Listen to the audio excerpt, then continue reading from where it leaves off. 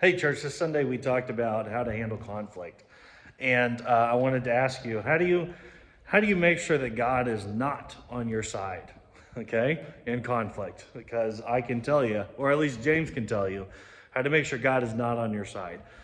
First thing you got to do is you got to make sure that you know that it's the other person who's the problem, okay? And that you have not done anything wrong and that they have to get their act together before the conflict can go away, okay?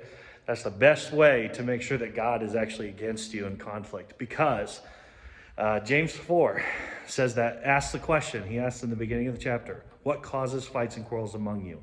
And he goes on to say that it's actually the desires inside of you, the coveting inside of you. You're not satisfied with where you are, and so you start fighting with other people. You're not satisfied with what you have, and so that's what causes fights among you. And then later on, he says that God opposes the proud, but gives favor to the humble.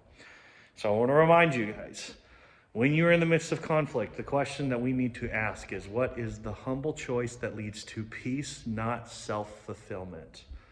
We must constantly, in the midst of conflict, be asking the question, what is it that I really want? Or even, what pain am I coming from that is keeping me from seeing things clearly? And to remember, the person that we are in conflict with was created in the image of God.